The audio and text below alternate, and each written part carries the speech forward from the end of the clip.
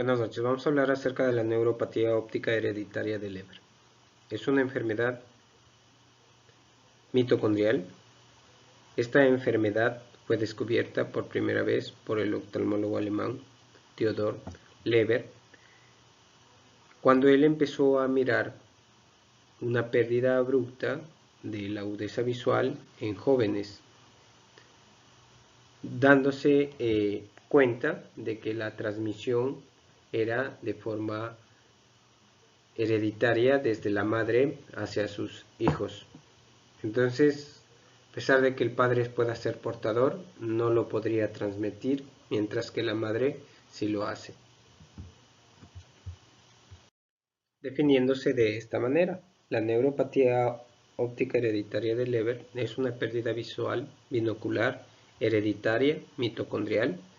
Inicialmente es monocular, pero esto es por pocas semanas, porque después esta se hace binocular y más comúnmente se da en jóvenes. Se puede también decir que es considerada como una atrofia a nivel del nervio óptico. De acuerdo a la demografía, el 89% de los individuos afectados van a ser varones, pero la razón de este predominio masculino es poco clara. Según la serie de Newman, la edad de inicio fue de 8 años a 60 años, con una media de 27,6 años, en la gran mayoría entre 26 y 37 años. Las mujeres, como podemos ver aquí, son las que desarrollan la enfermedad a una edad mayor que los hombres, y esta es la que transmite a través de la madre hacia sus hijos. Nosotros vemos que la transmisión mitocondrial desde un varón hacia sus hijos no se da. Normalmente provoca una neuropatía óptica subaguda secuencial en individuos jóvenes sanos. Entre sus síntomas y signos más característicos vamos a ver los siguientes. Los síntomas neurooftálmicos que se van a presentar es el fallo agudo o subagudo de la visión en uno o ambos ojos. La pérdida de la visión es sin dolor, aunque el dolor de cabeza se produce de vez en cuando debido a que el paciente se esfuerza por mantener fija la mirada y poder ver. También se va a presentar un empeoramiento de la visión asociada con la elevación de la temperatura corporal, que toma el síntoma de USOF, y a la vez la pérdida de la agudeza visual. Ahora, entre los signos neurooftálmicos, entre estos tenemos lo que corresponde a la pérdida de la visión central y a la discromatopsia, que esto es la parte característica de estos pacientes. La agudeza visual en 5-200 y 20-200 refleja el defecto del campo visual central. En raras ocasiones se puede mirar un paciente con movimiento de manos, percepción de luz y por último una ceguera total. Pero la característica principal, aparte de ser la visión, la pérdida de visión central, es el escotoma central y centro cecal en todos los casos. Estos defectos también se puede acompañar de defectos pupilares aferentes que están típicamente presentes cuando la pérdida visual es unilateral o asimétrica. La mayor parte de pacientes, cuando se hacen los campos visuales, se va a tomar en cuenta que van a presentar un patrón en todas sus imágenes de un escotoma central o centro cecal. El aspecto clásico del disco óptico en estos pacientes fue enfatizado por Smith en 1973, como vamos a ver varias imágenes en donde se mira la alteración de la capa de fibras nerviosas, ya sea en la parte inferior, superior o en las arcadas. Y hay dos hallazgos característicos que se van a presentar. como puede ser la microangiopatía telangiectásica circumpapilar y el pseudoedema o edema con hiperemia de las fibras nerviosas alrededor del disco óptico. Esto se va a ver más con la fluoresceína. En estas imágenes vamos a ver un espectro de anomalías del nervio óptico en la neuropatía hereditaria de Leber. En la primera imagen nosotros estamos viendo cómo hay una elevación de las fibras nerviosas inferiormente con capilares totalmente dilatados, como nos señala aquí en la flecha. Ya en la imagen B vamos a ver cómo este disco óptico, ¿sí?, aparece más con hiperemia, ¿sí?, con capilares superficiales dilatados, y también puede haber un edema y a la vez una turbidez de la capa de fibras nerviosas visto mejor en la parte superior, como nos señala la flecha de esta imagen. Posteriormente, en la imagen C, vamos a ver un pseudoedema con oscurecimiento o pérdida del borde del disco óptico, ¿sí? Y esto hace que se pueda mirar como un tipo de atrofia que se pueda ir presentando a nivel de las fibras nerviosas. Sin embargo, en la angiografía con fluoresceína de este mismo paciente no se aprecia ninguna fuga del disco ni tampoco tinciones. En esta imagen también podemos ver la aparición subaguda del nervio óptico derecho de un paciente con esta neuropatía que había presentado meses antes, como podemos ver, una prominencia del nervio óptico y de la capa de fibras nerviosas, como podemos ver hacia la parte temporal.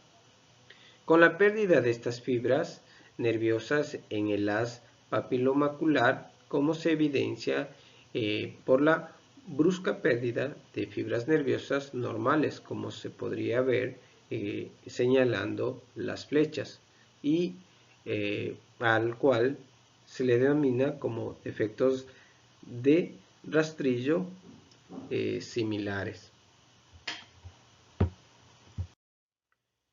Esto es lo más importante que empezó a investigar el doctor Leber, fue la genética mitocondrial, en donde él aclaró que las madres son las que transmiten verticalmente la enfermedad hacia su descendencia. Hoy se ha convencido de que la herencia mitocondrial se convierte en la explicación más plausible hasta el momento. Walsh y colegas han demostrado una mutación puntual de ADN mitocondrial en el que una sustancia de nucleótidos se produjo en la posición 11-17-8 en 9 de 11 familias con esta neuropatía óptica de Leber. La mutación del gen 11-17-8 ha sido identificada en las genealogías y en los casos únicos espontáneos. Entonces, para esto, él se formuló 3 teorías que han avanzado para explicar todo esto. La primera teoría es la de heteroplasmia, que es la coexistencia de mutación del ADN mitocondrial normal. El segundo factor genético posiblemente es con una alteración a nivel del cromosoma X. Y por último, los factores ambientales, como puede ser el consumo de alcohol y el consumo de tabaco excesivo. Bueno, y esto es lo que nos interesa, ¿sí? Saber cómo hacer el diagnóstico. Entonces, lo primero que debemos saber a dónde dirigirnos, y es a un laboratorio de genética molecular. Entonces, ¿qué es lo que vamos a pedir? Vamos a pedir un test genético molecular que encuentra la mutación en el gen 1177.8a en hemoplasmia, y esto va a confirmar el diagnóstico. ¿Por qué? Porque el 69% de los casos lo va a presentar. Y a la vez, también, ¿sí?, este test nos sirve para descartar otras mutaciones involucradas con esta enfermedad. Entonces, como la mutación en el gen T14484C, que corresponde al 14% de los casos. En la otra alteración, ¿sí?, en la otra mutación, en el gen 3460A, que corresponde al 13%. Y en mínimas cantidades también se podría presentar una alteración del gen 15257. Ahora, la tasa de recuperación espontánea es más alta en los pacientes con una mutación del gen 14484C y es menos o es más baja la tasa de recuperación espontánea en aquellos pacientes, ¿sí?, con el porcentaje más alto de mutaciones, como es en el gen 11778A y en el gen 3460A. Estas son las tablillas, ¿sí?, o las barras, como se van a presentar, y en especial cuando hay una digestión en este gen 1177.8a, ¿sí? Y aquí la recuperación pues se va a dar más en este gen, en el 144, ¿sí?, 84C.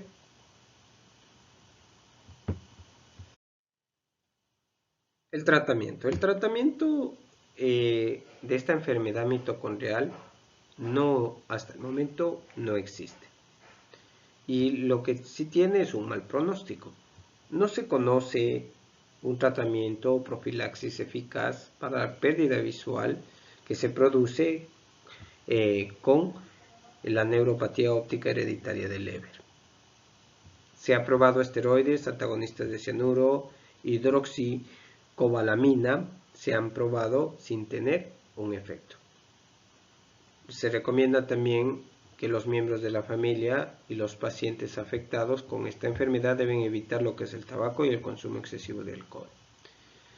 Cierto éxito ha sido reportado en otras enfermedades que afectan la producción de energía mitocondrial con el uso de cofactores tales como el succinato y coenzima Q. En un futuro es lo que se espera, y eso es lo que esperamos ya tener, ya una terapia génica alotípica usando un vector de adenovirus que porta la versión codificada en el núcleo del gen, normalmente realizada por las mitocondrias, para así mejorar esta mutación genética y así revertir en su totalidad la enfermedad. Las células ganglionares superficialmente situadas en el ojo pueden resultar singularmente susceptibles a este tipo de tratamiento, que eso es lo que esperamos en un futuro. Y esto sería todo, ¿sí? Aquí está la bibliografía de donde sacamos esta presentación, ¿sí?, de una forma simplificada. Gracias.